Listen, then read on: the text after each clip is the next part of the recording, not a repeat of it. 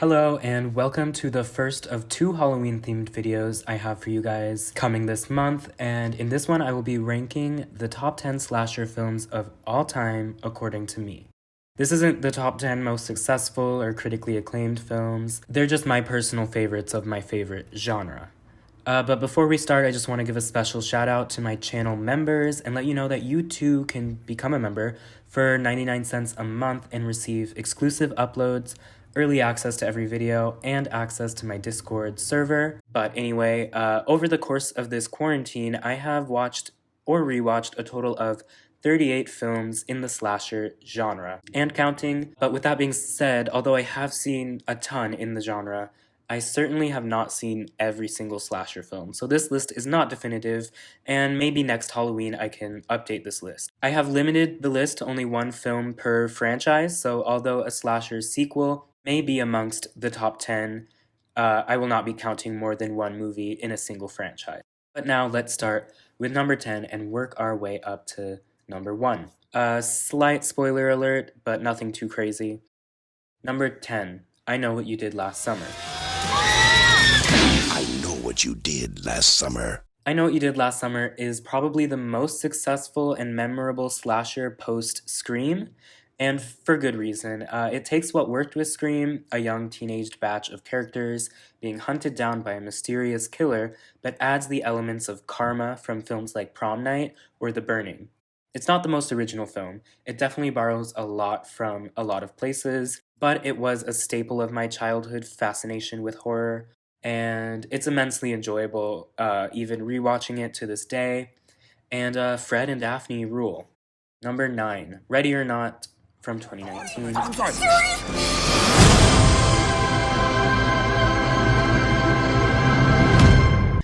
This is the only entry from the 21st century, and I hesitate to even put it on here because it is not a pure slasher film. It's a comedic, satanic thriller slasher that is unlike any other film in the genre.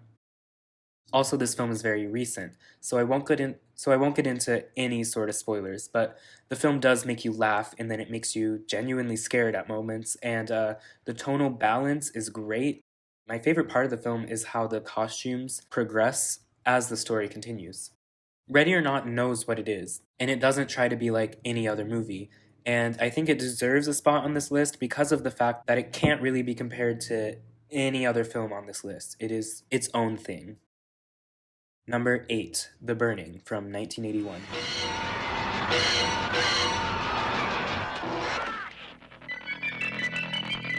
The Burning. This may be one of the more obscure films on the list. It doesn't tend to be mentioned too much, in my experience at least. But it's a campy and hypnotic slasher set at a summer camp. The plot isn't the most original, but it is visually stunning as a film, and there are parts that are a little lackluster, I must say, and moments that don't hit as hard as they should. But all in all, it's highly enjoyable, and I think it is an unnecessarily overlooked section in the history of the genre. There are tons of slashers that take place at a summer camp. Some are better than others. This one is my favorite, but I will admit it is not perfect. But out of the 38 films I watched in quarantine, this one did stand out to me. I had a great time.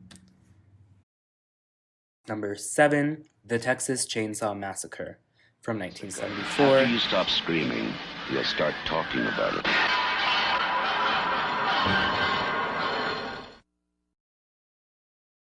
This film was another one that I hadn't seen before quarantine, which may be a little shocking. I mean, it is a staple of not only slashers, but also the horror genre. But to me, the Texas Chainsaw franchise has always been this elusive series that I knew next to nothing about, kind of like Saw. It just seemed like a overdone gore porn series that never really interested me. But when I actually sat down and tried to watch the slashers that defined, redefined, and reimagined the genre, there was no avoiding the 1974 original film. And wow, I was not expecting this film to hit me the way that it did. It's the type of film that leaves you feeling like hopeless and genuinely disturbed even after you finish watching it. It is far from the campy and fun slashers that have many appearances on this list, and it instead delivers a raw, unhinged, and sick slasher. It wasn't fun for me to watch, I'll be honest, and I wasn't expecting what I ended up seeing, and I wasn't having a good time watching it.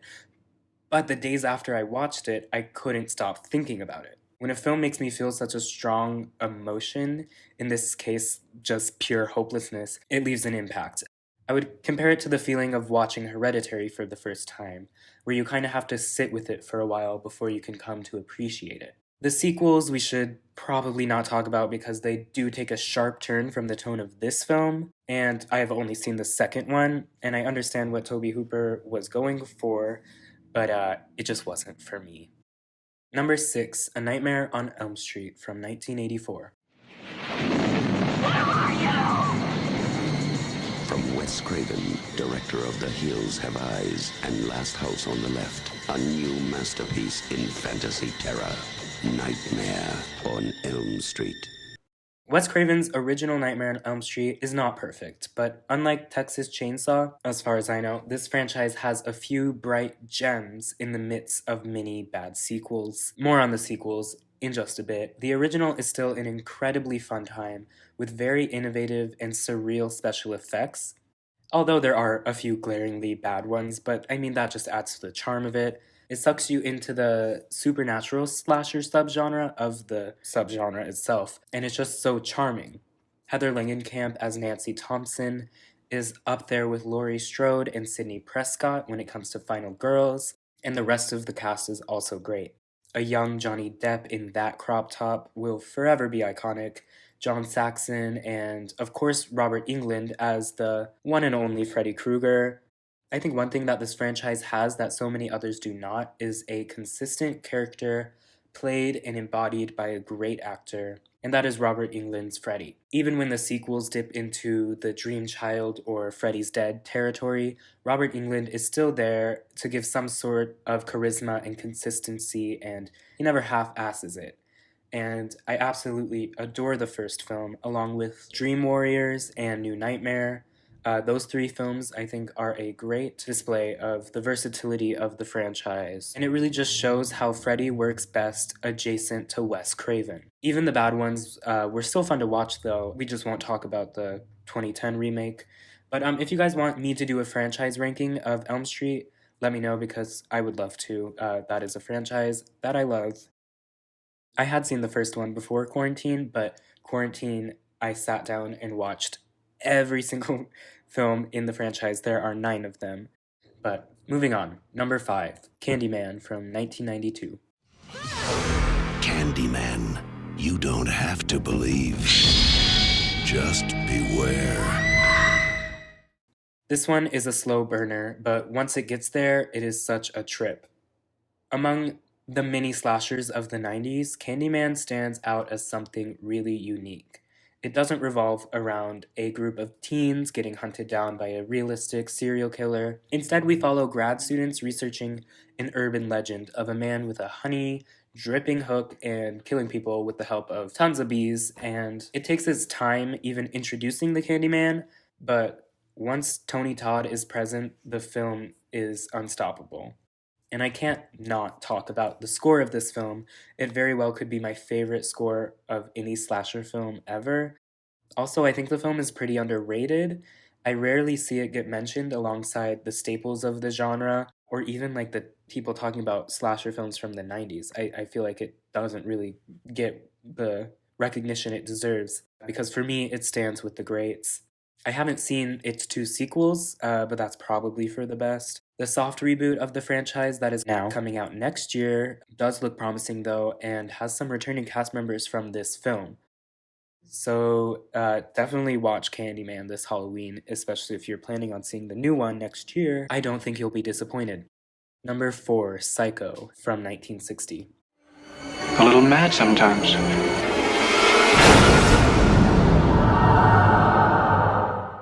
He may not have created the genre, but Alfred Hitchcock's Psycho is certainly responsible for making slashers successful.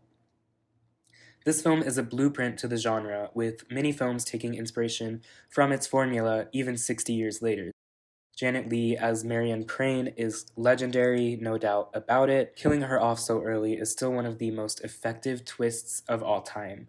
And that's not even the main twist of this film, which I guess I won't spoil because somehow I know there are a lot of people that have yet to see this movie just from, talking to people.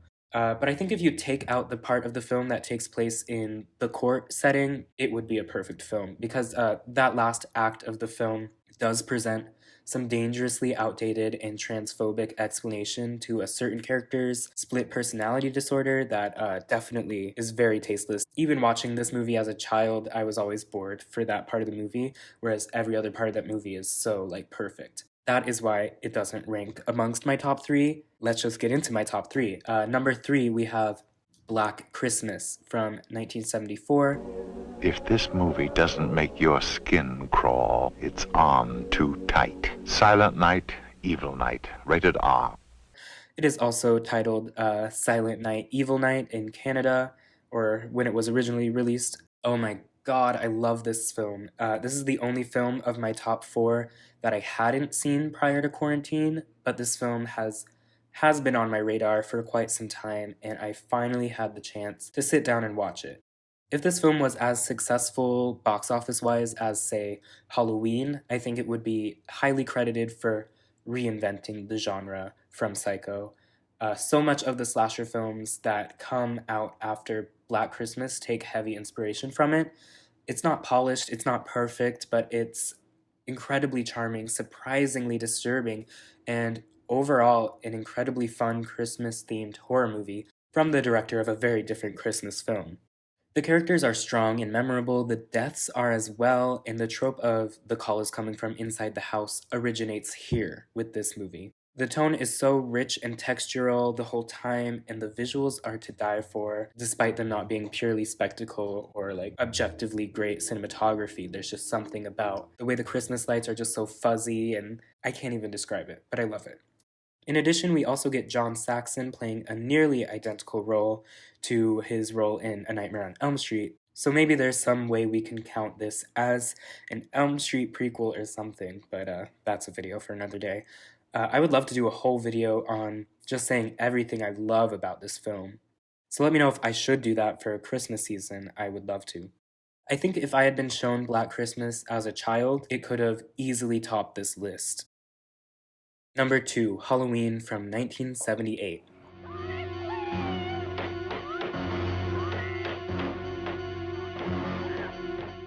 The Night He Came Home, the film that introduced so many to the genre. Michael Myers and Laurie Strode are such a powerful antithesis to each other, and honestly, every scene in this film is so memorable and instantly iconic.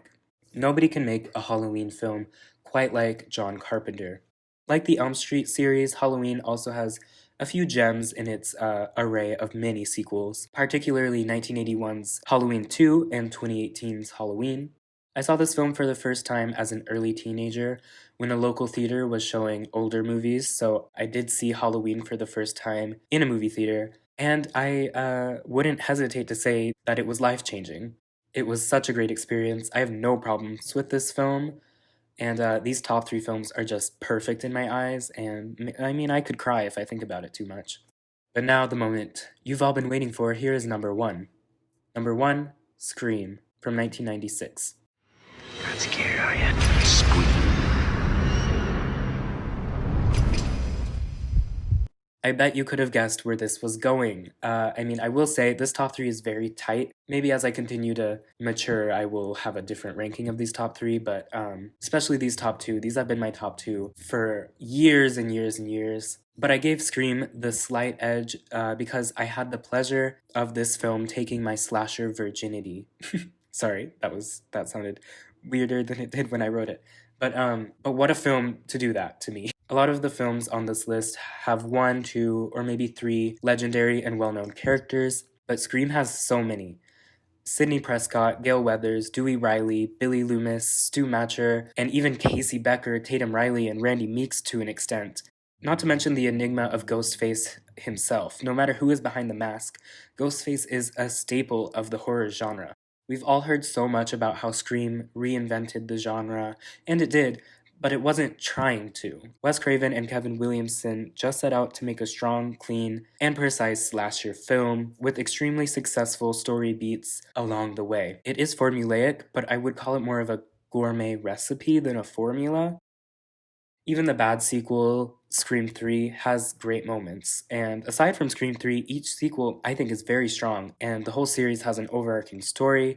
I love this franchise. I've seen each film over 20 times. If you want to hear me talk more about Scream, lucky for you, I already have an entire video ranking all the films and TV seasons, so be sure to check that out if you are a Scream fan. Well, there you have it. Those are my personal rankings of the top 10 slasher films of all time. Let me know any you think deserve to be here and which ones that are on my list that you completely disagree with. Anything and everything, let me know in the comments below. I'd also love some recommendations of some underrated or overlooked films in the genre that I may not have seen. And if you've made it this far, I might as well just show you my ranking of every one of the 38 slasher films I watched in quarantine. Some of these I had rewatched in quarantine. These aren't all films I saw for the first time in quarantine, but a lot of them are. And the list includes sequels too. So I've been keeping track of it on Letterboxd or Letterboxd. I'm not really sure how to say it. But feel free to follow me on there if you would like as well. I'm at Skylar with 2 R's. But yeah, this is my full list. You can look at it on the app too. But yeah, thank you for watching. Happy Halloween. Be safe, strong, and I will see you next time.